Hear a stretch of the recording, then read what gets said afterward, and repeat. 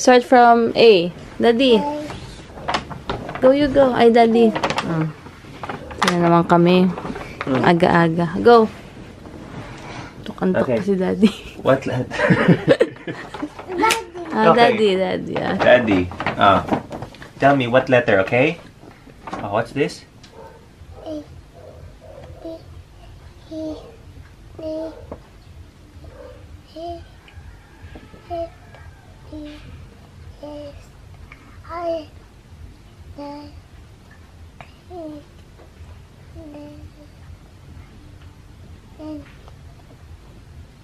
M.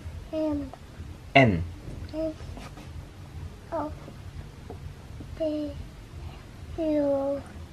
I. X. T. U. E. U. X. I. Very good. Now you tell me what it will stand for, okay? Sige. What's this? A. No, A is for? O. Apple. B is for? Ball. C is for? D is for? E is for? Elephant. F is for? Yes. G is for? G is for? G is for? Yes. Grapes. H is for? Horse. Horse. I is for? C. Ice cream. J is for? Juice. K is for? A. L is for? Non. Lion. M is for? Monkey. Monkey. N is for? Nest. O is for? Octopus. P is for? Purr. Q is for? Kill. R is for? Rabbit. S is for? T is for? U is for? Umbrella. Very good. V is for? Vase. W is for? What? X is for? Xylophone. Y is for?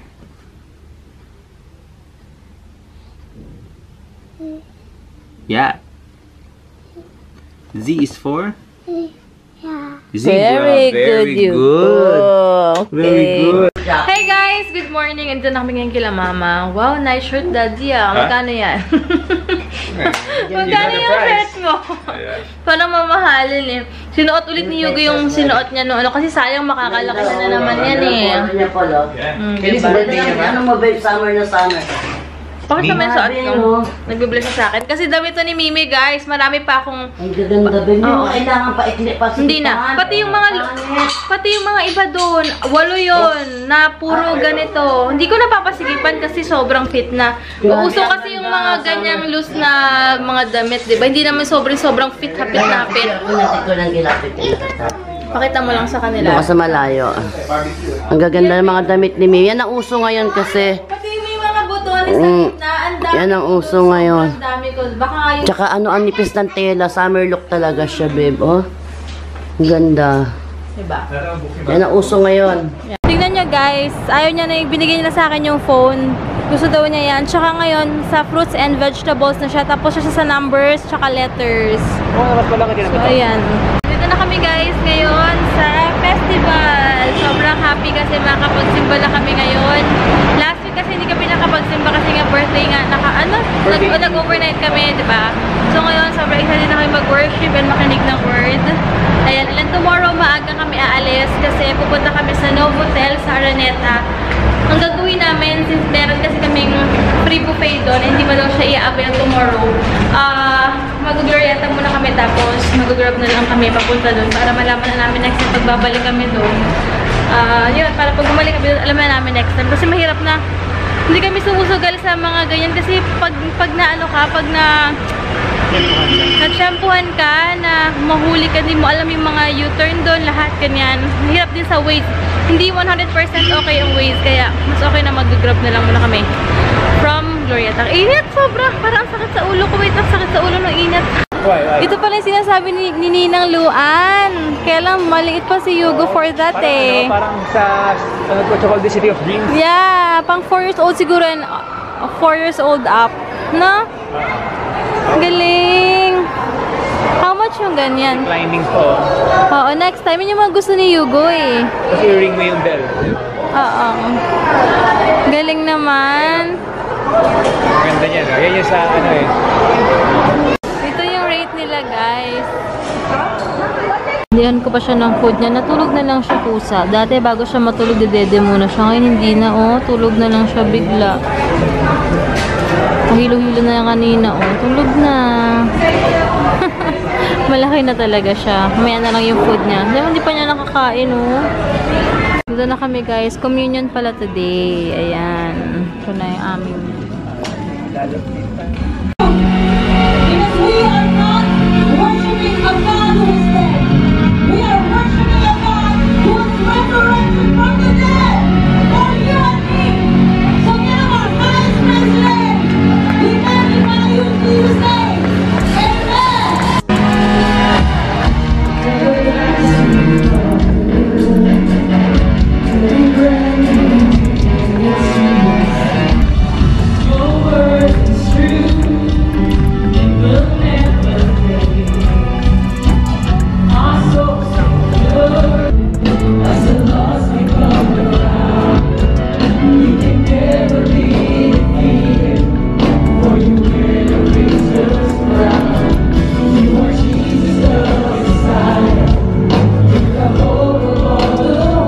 During this time, one of them is bawal masugatan. Diba? Bawal masugatan kasi hindi gagaling. You're not allowed to get any cuts because Jesus the healer is dead. So you have to wait for Sunday before he starts healing him.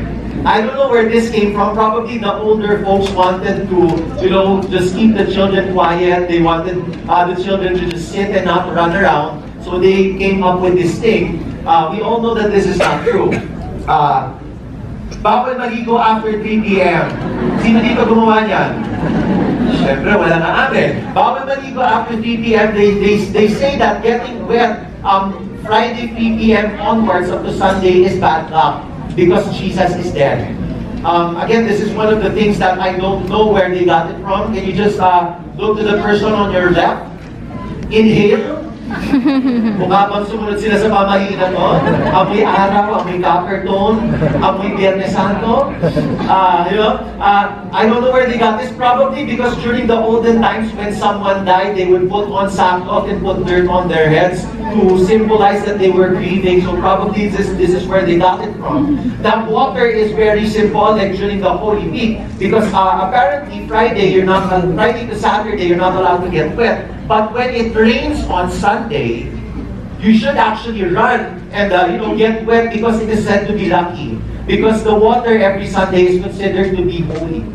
So alam niyo na, huwag kayong mag-alay ng itlog bukas at ihanda niyo yung mga balde ninyo. Para may 1 year supply kayo of holy water, di ba? So every day, pag feeling mo, hindi ako swerte ngayon, di ba? Spray ka na lang. Ano pa mamumote? Holy water pa. Di ba? So we know that that is not true. Another one is that beware of evil spirits because they are stronger now that it is Black Saturday because Jesus is dead. So for the Filipinos, these are the aswangs, yung mga tik-tik, yung mga manananggal. Ngayon na rin sila mag-iikot. Kaya isarado nyo yung mga pinto at mga bintana dito at magdasal kayo ng mataimtim. So they're believed to be more powerful because their opponent, Jesus, is dead. That's why, people are said, huwag ka mag-travel during Black Saturday, delikado, liligaw ka ng mga multo, liligaw ka ng mga masasamang espiritu, baka makauwi ka, ito na, kasi doon na mabubuhay si Jesus. Or, huwag ka mag-travel, delikado, madidisgrasya ka. So, and they also say, on Black Saturday, bawal maglipat ng bahay. Because if you transfer houses, you might just bring the evil spirits with you to your new place. And bawal tumingin sa salamin. Naku, sino dito tumingin sa salamin?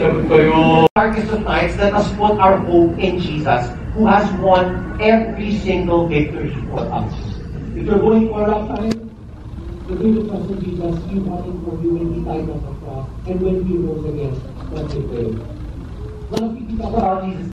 kakatapos na namin sa church, guys. But anyway, grabe lang. Ang sabi daw ni... Tuwan-tuwa si ate dun sa pagkwento ni Yugo. Sobrang bibo daw ni Yugo. Kasi sabi ni Daddy, lahat doon na makita ni Yugo doon, sabi niya, corn! Ano ba sabi niya? Fish! Eggplant.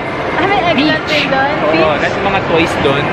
Tapos, tuwan-tuwa sila ate. Kasi sabi niya, yung iba daw 4 years old, di pa lang sasalita. Super delayed na daw. Si Yugo naman, sobrang pabibo. Kakatuwa lang. But anyway, punta muna kami sa baba, guys. Ate, where's your mom? Sabi ni Yugo, there! Yan. Tell them about it. Okay, si Daddy, ewan ko kung ano yung mga nauuso nito. Pero pwede na. Kasi guys, for 250 pesos, 249, meron ka ng 2 burgers, may onion rings. What's this, Daddy? Meron kang nuggets. Ah, may nuggets na? And then meron kang, may onion rings ka, may fries, may nuggets. Hindi siya pwedeng palitan, ganyan. Which one? Hindi, Naka-bio siya. Okay. Pinagbigyan ko siya kahit nabusog ako. Gusto niya yan eh. So, go na. Then you have your nuggets. See, you could Thank you. Yup. Ito for the nuggets. Thank you. Pag walang gana yung kumain niya anak, pag sinabi niyang ayaw niya, huwag kayo maniniwala. Kasi tignan niyo yung food niya, nakalahati niya na. Para makainom siya ng juice, kailangan niya walang food. Dito. Okay. Juice first. Wow! Spaghetti. Wow! Galing Hindi ako ah. naniniwalang ayaw niya eh. Kailangan talaga yung force. So guys, bottom line dyan is, yung anak nyo hindi sila masusunod. Yeah. Kayo ang masusunod kasi kayo ang adults. Important ayaw mo nila. Huwag yung You know, you know as parents what's best for your children. So kahit sabihin ng anak mo na ayaw niya, if you think that, hey, hindi, you need to eat. konti lang yung kinakain pa niya. Oo. Huwag yung hayaan na. Totoo. Totoo. Kasi tignan nyo yun. Kanina ako, nakailan subo na ako. Tignan mo nakalahati na na yan. Diba? Kailangan na ng tiyaga. Nasa magulang din. So magulang, mga parents, I highly encourage you to go and look after your children talaga. Monitor their eating. Alam ko, ano naman na parami na ayaw nila. Doon na kayo magsak kasi ayaw na. Tama. So nasa magulang ang control. Hindi sa bata. Magulang ang masusunod at hindi ang bata. Very good, mommy. Very good. Are you full now?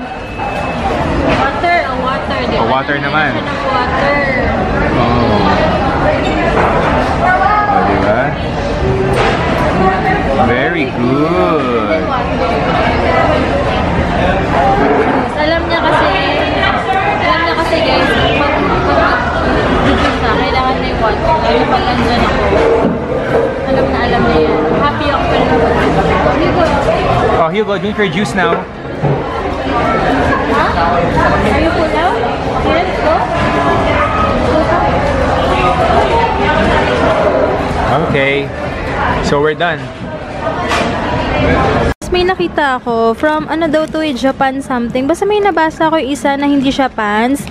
Tatry ko to kasi mas affordable siya pero maganda daw yung quality niya. Yung isang hindi pants nakalagay Japan quality but ewan ko ito walang nakalagay. Pero same naman Sweet Baby siya. Tapos Active Dry XL na si Yugo kasi may 20 plus for. Tapos nasa 200 plus lang yata siya or basta check ko later kung how much siya. Pero try natin to kung okay sa kanya. Kasi mukhang maganda. Bumili lang kami ng something to eat lang for tomorrow sa ano sa lalagay namin. reason ngayon, parang adik na adik ako sa Oreo. Wala baka naglilihi ka, Daddy? Go. Dadalhin niya pa sana yung book niya. Ayaw talaga bitawan yung libro niya. Kaloka.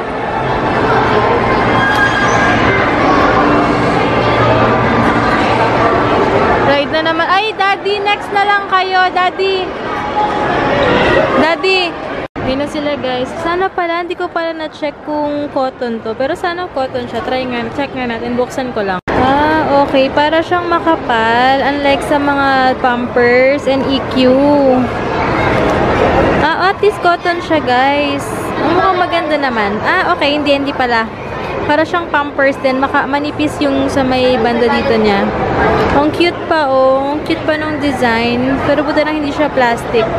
So, lumalabas na para 8 pesos lang siya per piece kasi 24 pieces na. 215 pesos. Ayan.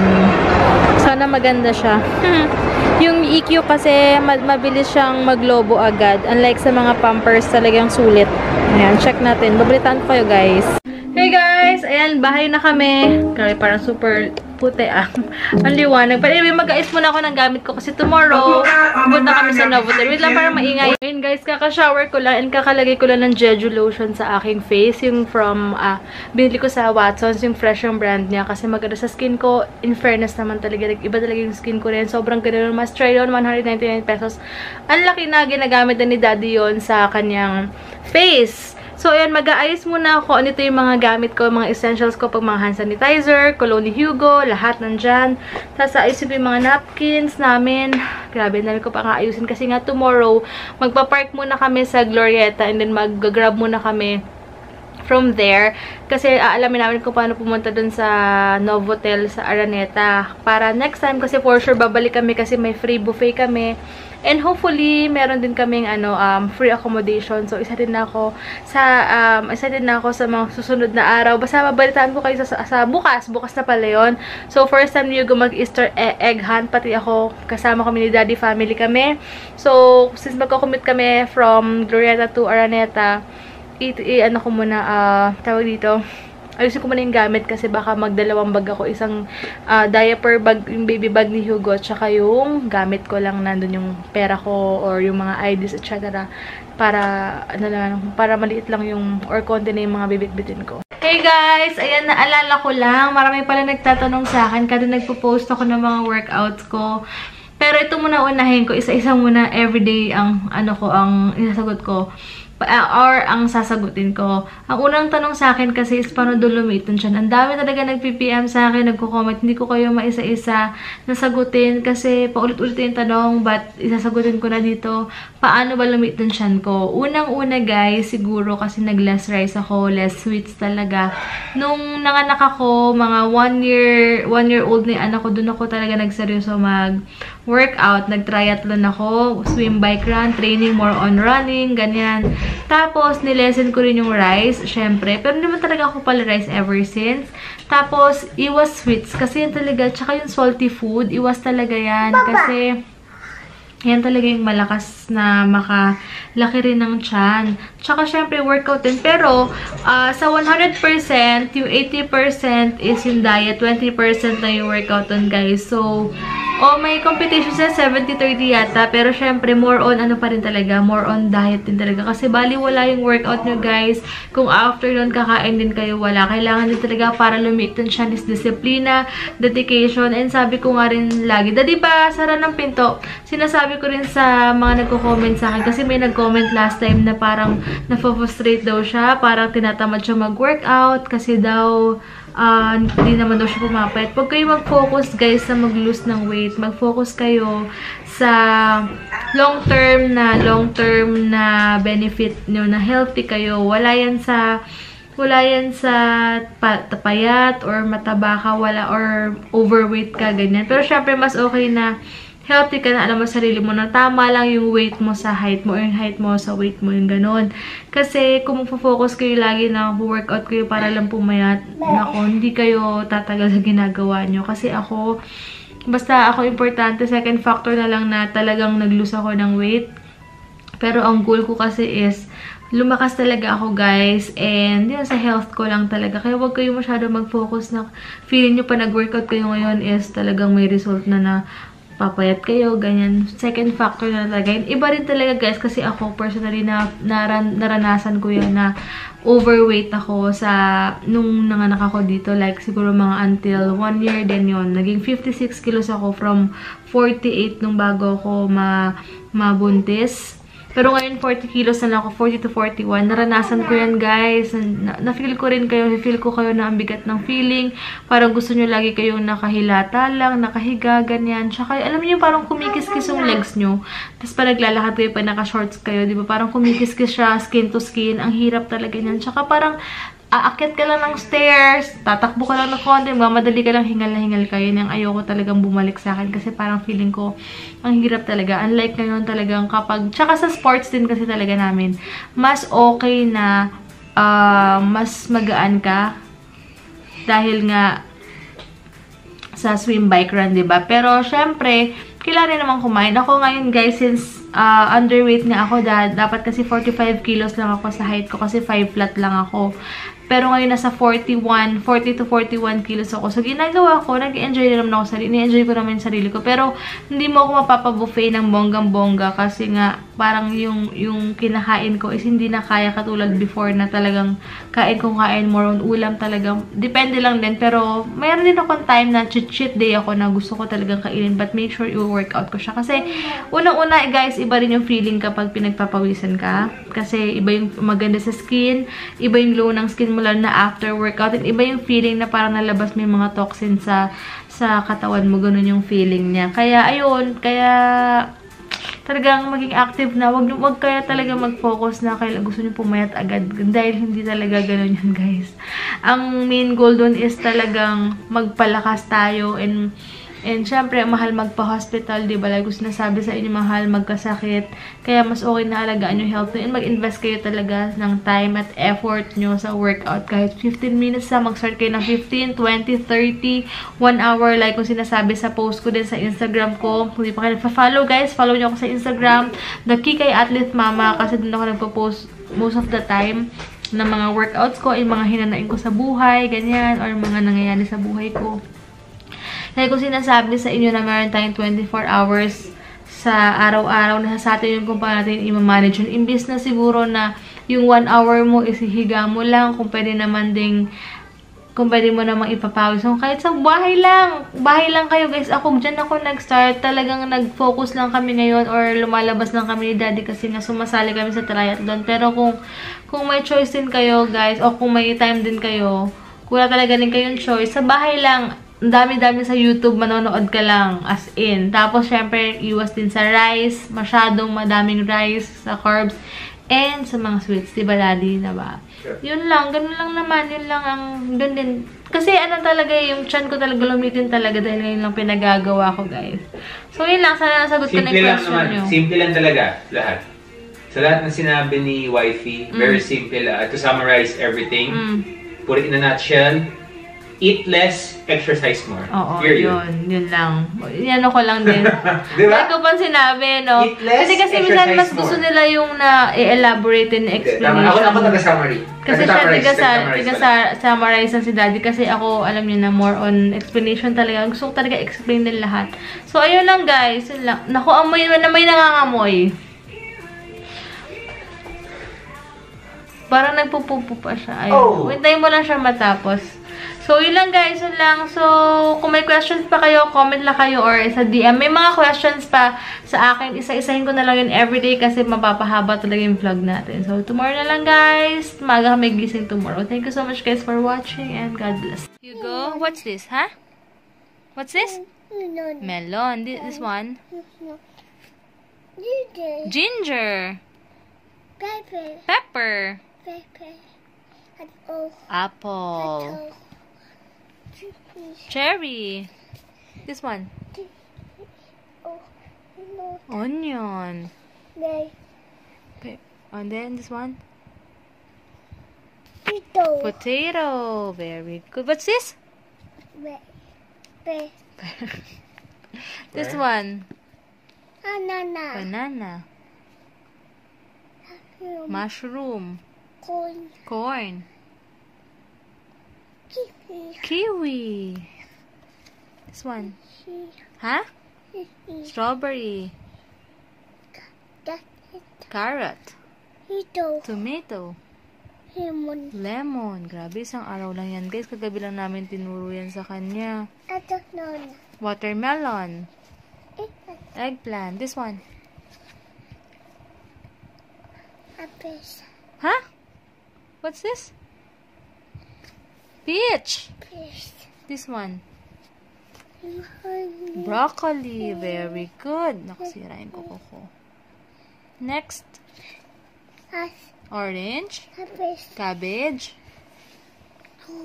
Huh? Cucumber. Pomegranate. Very good.